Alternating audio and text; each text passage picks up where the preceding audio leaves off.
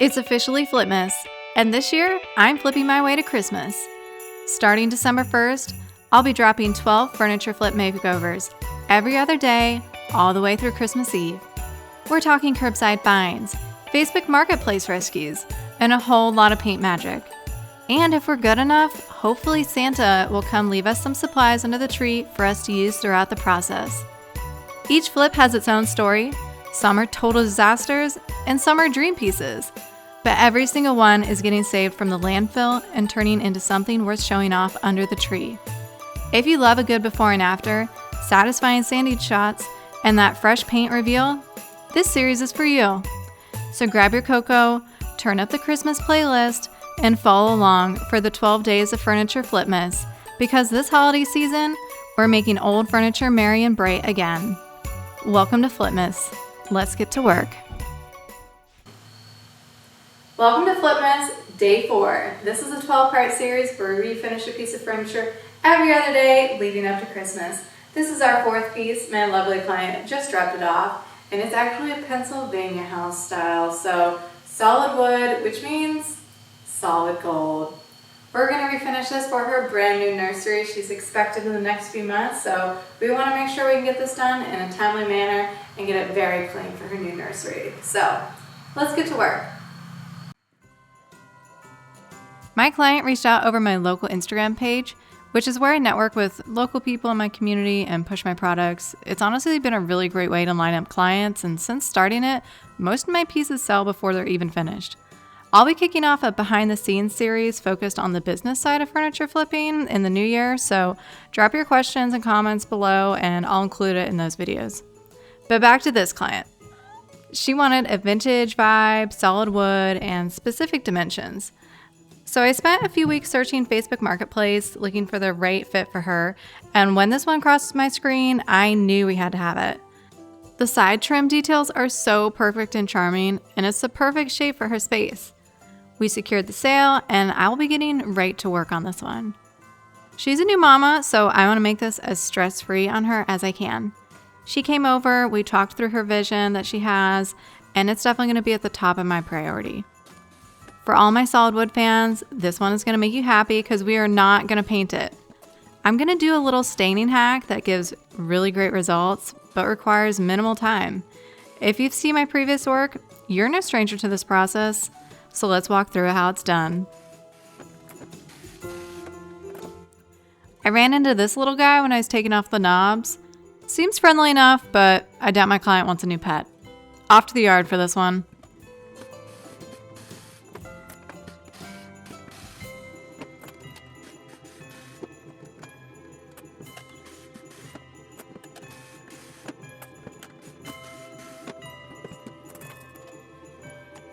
I was heartbroken when I saw that these keyhole covers didn't actually have a key insert.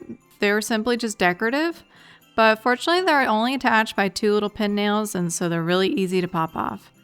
Anytime I can sneak these extra decorative touches, I do, and I've been obsessed specifically with key plate covers lately, and my client also really liked them as well, but not necessarily these exact ones. But lucky for me, I have a 3D printer now, so we went back and forth on a design that she loves, and I got it printing.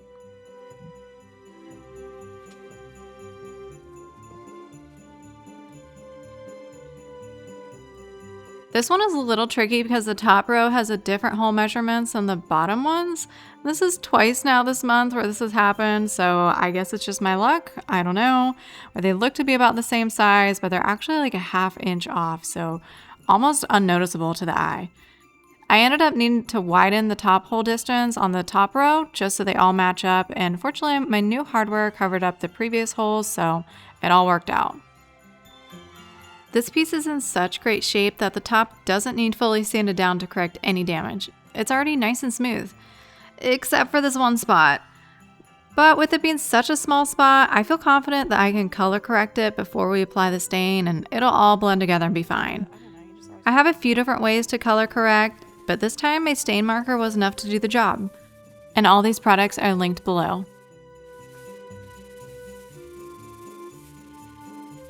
Okay, now here's where this might surprise you. I'm not going to sand this down all the way to raw wood. I'm only going to go over it with a medium grit sandpaper, just enough to give the stain something to grip to.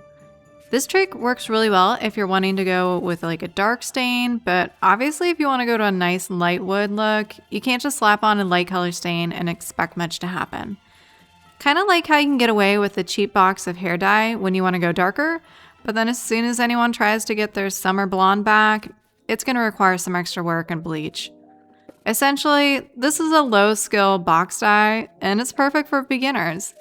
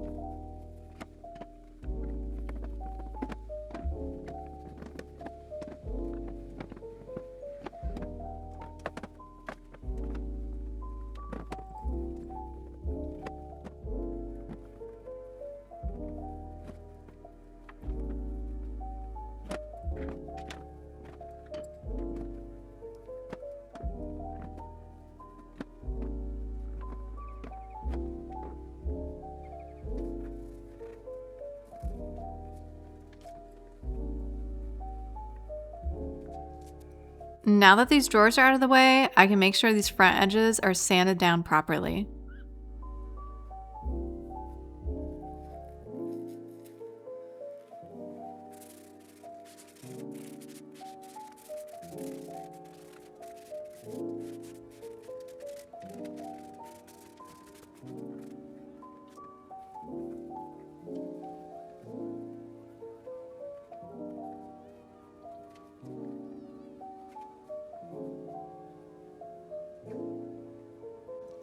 If you don't want to get yelled at by your husband, protect your garage floors with some old boxes. Regrettably, I did spill an entire gallon of paint over the summer, so RIP my floors.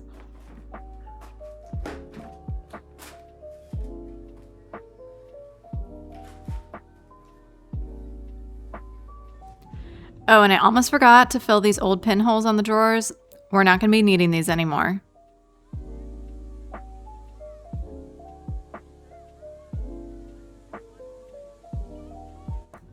Ready for the magic step?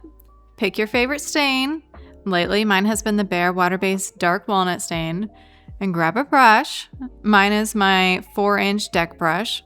And start brushing it on. Since I'm not directly applying this to porous wood, I have time to work the product around. So I like to spread it around, get good coverage, and then go in at the end and brush it all in the correct direction, which is with the wood grain.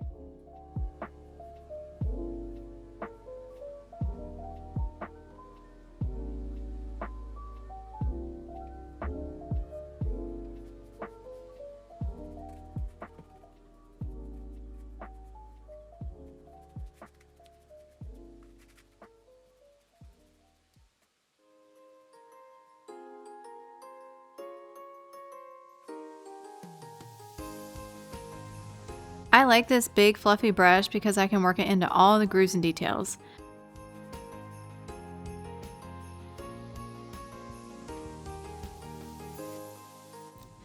The front frame can be a little tricky because of the wood grain. It runs in different directions, so take your time and make sure you're brushing correctly.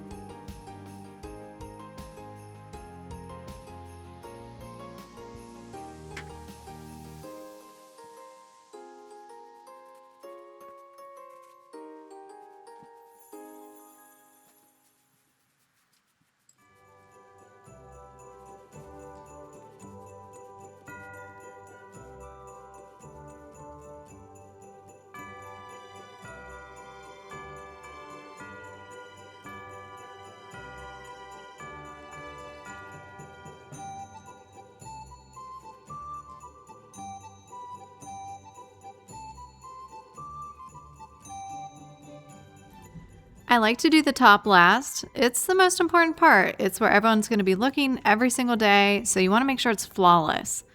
The brush is not only great for getting into the details, but with it being so large, it's also awesome for covering such a large area. It can be difficult to get straight, even brush strokes along such a long surface, so I'm always glad to have my big brush.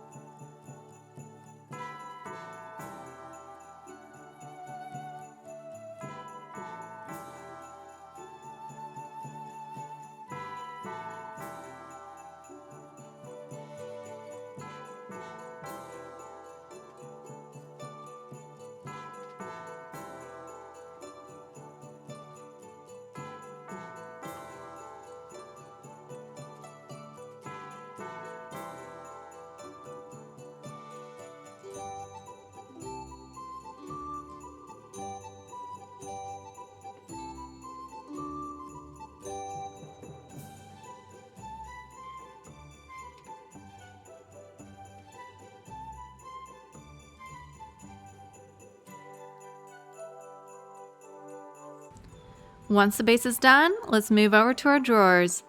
I like to do them one by one to make sure I'm getting the details in every corner covered.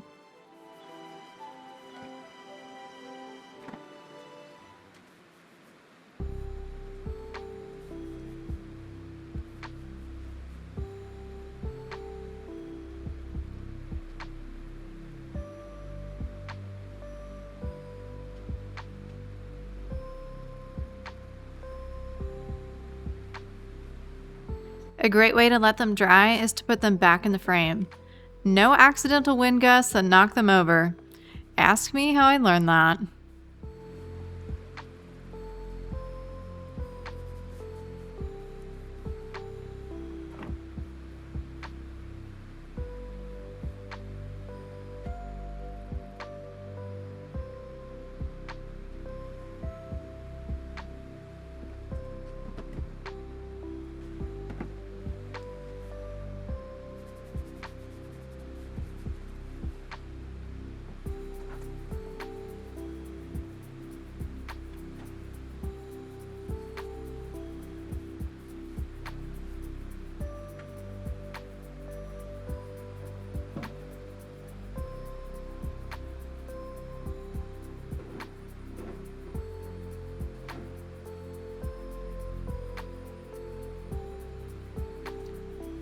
With these pinholes being so small, they're going to blend in with the rest of the drawer. I'm really not concerned about these.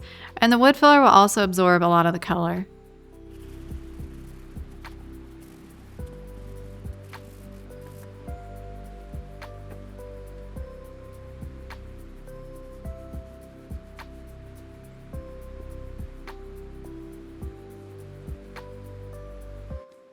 Now that we're wrapping up with our stain, I let it dry for a few hours, then top coat it. I recommend using a sprayer to apply top coat. A brush is just going to wipe off all the stain, so please don't do that. The footage of me spraying must have run away, but I did apply 2 coats of matte top coat and did a light sand in between them.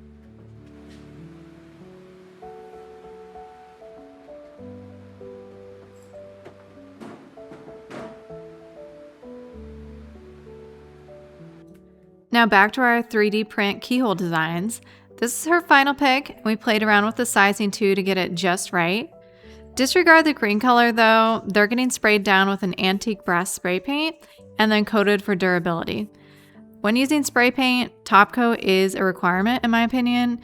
It really does give you so much extra durability. You will not be able to scrape this off. It's on there real good now. While working on it, I noticed that some of the drawers were missing these clips on the back, and so they'd fall out when you pull the drawers out. So if your drawers are falling out 9 out of 10 times, you just need to replace these clips. Again, I have a 3D printer, so I took my measurements and printed my clips that fit the drawer tracks. I did need to cut off some of the extra wood so that my design could sit flush, but all in, drawer clips work like a charm. I'll link a set below.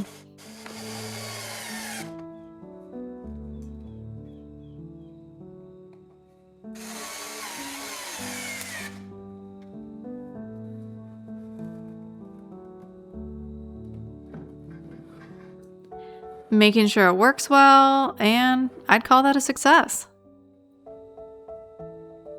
Let's finish up adding our new hardware poles. These have been so trendy lately. I normally go for knobs, but honestly, these are kind of better because they fit most older dressers without needing to drill any new holes. They're my most popular hardware right now, and I keep getting requests for them. So I think they're definitely setting a new trend, and I'll link them below as well. The most satisfying step is conditioning the inside of the drawers. These are solid wood drawers, and they shine when given a little moisturizer.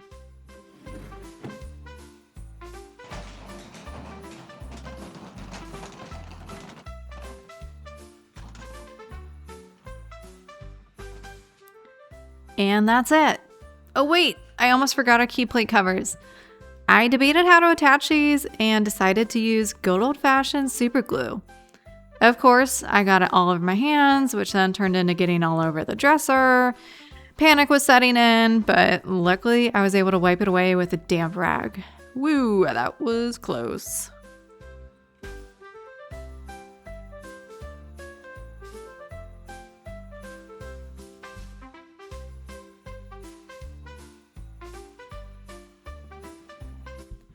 A little reminder of where we started. A stunning queen, but a little orange, a little dated. Kind of like somebody else we all know, honestly. But then where we ended. A cozy, cool tone, dark walnut dresser. Total beauty. The details on the side bring it to life, and the key plate covers are just the cherry on top. 10 out of 10. Wish I could have kept this for my own home because it stole my heart. My client was even happier too. And it's always special when an old piece gets a new life of its own, especially in a brand new little baby nursery. Now what you're all waiting for, the cold hard numbers. This one was a quick flip. Let's see how much money we made and what that breaks down to in an hourly rate. My client purchased the piece, so no loss there.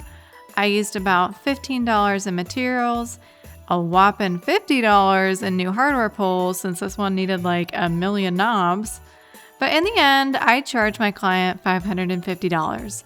So that makes my take home $485. Doing the math, I estimated about 4 hours of time required for this flip. And y'all, that works out to $121 an hour. Not bad for a Saturday afternoon. I hope you're enjoying the Flipmas series. Come back for Flipmas 5 on December 9th.